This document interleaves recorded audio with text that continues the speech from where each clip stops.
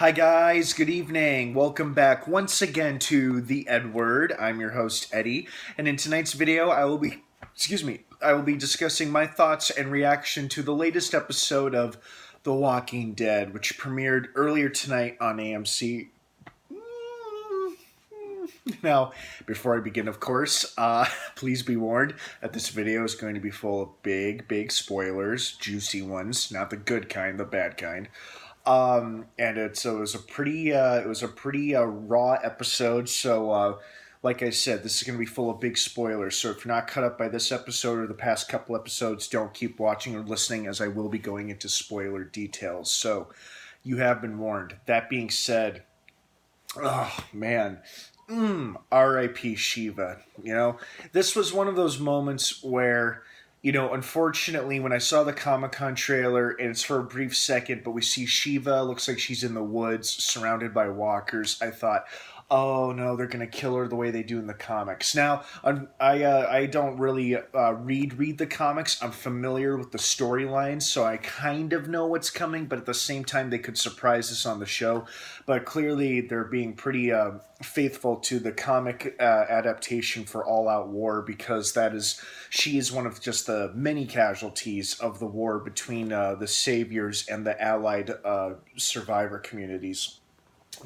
And I believe she dies similar fashion, where she saves Ezekiel from a horde of walkers in the woods, and even though she fights them off bravely, she is overwhelmed and torn to bits. So even though it was pretty awesome when she jumped out of nowhere and pounced on that walker and then shook it around and threw it up out of the bank, that was pretty awesome. But then my heart started to sink because I kind of knew what was coming, and sure enough, they killed her. So that was unfortunate, but I am very grateful for the screen time that Shiva had ever since we first met her last season up until her epic, awesome save of saving Carl from Negan in last year's season finale. That is by far my number one favorite moment in the history of the show, and Shiva is also one of my favorite short-lived characters as well. Even though she didn't get as much screen time as we would have wanted her to have, I'm just grateful we had the time with her that we did. So, but so R.I.P. Shiva, very sad. But you know what what I loved about this episode is how it was all mostly centered around Ezekiel. Like the opening scene alone, where he's giving that rousing, hopeful, confident speech about victory, and then he's embraced by almost everybody in his community, and then that scene immediately cuts to him being covered by corpses of his fallen soldiers who acted as a human shield and saved him from the hail of bullets from the Gatling gun. And it was just this really cool but really sad cutaway, because it showed like I said, it showed Ezekiel embracing nearly all of his people, and then it immediately cuts to a similar scene, but all of these corpses are on top of him because of the massacre from the previous episode. And it was just like, oh my God, it's like the entire Kingdom army has been completely obliterated. With the exception of Jerry, Carol, and Ezekiel, everybody's dead. Everybody wearing body armor, every Kingdom soldier is basically dead, which is, pretty bad, because the Kingdom had a good amount of people and a pretty sizable force. And, they contributed a lot to the alliance between, Hilltop and Alexandria. So I'm wondering if they still have the numbers to win this fight or not. I mean, we'll see. Maybe they'll just have to make do with what they have. But it's like everybody's dead, and I think unfortunately Ezekiel was so hopeful and so confident, and then they basically just Walking Deaded him. Meaning they get you all hopeful and confident and positive, then everything's going to be okay, but then we should know better than to get our hopes up too high, because then it all goes to hell immediately. So that was that was kind of upsetting. And I know a lot of people were getting sick of the whole king facade, or the little show he was putting on for his people and everybody else as the king.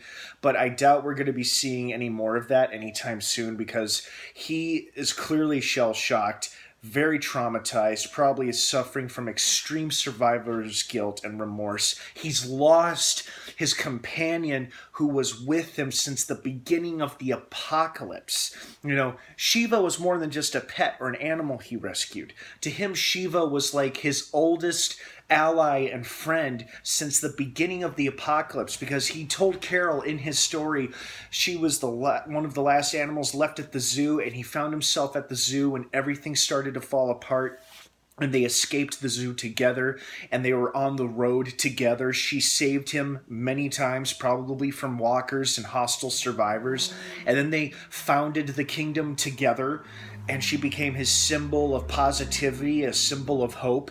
And it was just ripped apart right in front of him. You know, it's almost like all hope for the future for Ezekiel was just ripped to pieces right in front of him. And God, that must have been heartbreaking for him. I mean, as the viewers, it was heartbreaking to lose a fan favorite character, or at least a short-lived favorite character. But then Ezekiel, this is probably the lowest of the lows he's ever been since the beginning of the apocalypse. I just hope he's able to come back from this. I mean, he is such a great character, you know, and I just absolutely fell in love with him and with Shiva when we first met them in one of my favorite episodes last season in episode 2, where Carol and Morgan first arrive at the kingdom. You know, I absolutely fell in love with both of them. Unfortunately, I think I kind of knew what was coming for Shiva. I did not know about her epic save of Carl in the Battle of Alexandria. That I did not know about, which is why I loved that scene so much. But this whole episode, I mean, I felt so bad for Ezekiel because he's being toyed with this nasty savior who looks a lot like Jeffrey Dahmer, by the way. I'm just going to state that for the record. The savior who was holding Ezekiel at gunpoint for the longest time looked like Jeffrey Dahmer, and that was just creepy and unsettling. But that's probably why they cast him, because the guy did a great job. The actor did a great job. But, you know, he's like, your people are dead and they're still following you. And I'm like, oh, that line, that remark. Oh, because it's like they're being followed by this horde of walkers, which now consist of all of his fallen soldiers. And when he says your people are dead and they still follow you, I'm like, dude, that's cold. That is just cold and mean, man. Shit, you know, I was like, fuck, you know, he really, really laid into him. And for a while I thought, okay, Shiva's going to pop out of frame any moment now and rip this guy apart, saving Ezekiel. Or Jerry will. And sure enough, when Jerry did, I was like, yay, Jerry, excellent. And he just goes to the full-on beast mode as we hear him screaming like, ah! And he takes the axe right to the guy. It looks like he split the savior in half, essentially. And he's covered in blood. His hair is loose. And he's like, you know, Jerry was one of the few saving graces of this episode. And because of Jerry's confident personality and funny personality as well, I think he's going to be a huge emotional support factor for Ezekiel. And who knows, maybe he could even take the mantle as king, or maybe lead in Ezekiel's place if Ezekiel needs to take a break for a while. But then maybe Carol could step in as well. Who knows? But a great episode, really, really great episode. You know, I felt bad for Ezekiel most of the time, or the whole time, but I loved how our characters, like I love Carol's stealth attack when she's hiding in the ceiling and just mows down the saviors. And then I love how Rick and Daryl forced the saviors off the road, and now they've got the Gatling gun in their possession. So, you know, come to think of it, even with the tragic loss of life of all the Kingdom soldiers, our heroes now have this new weapon in their possession that they can use against the saviors now. So maybe they may not necessarily need the numbers with this new weapon in their hands. So that's a promising sign.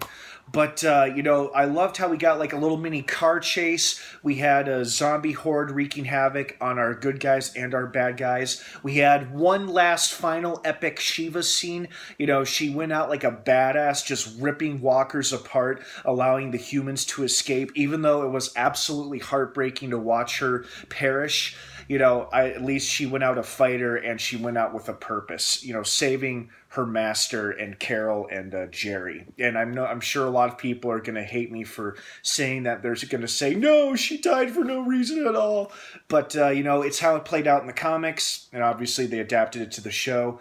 Plus, a lot of people pointed out it's probably pretty expensive to keep around a CGI tiger so much.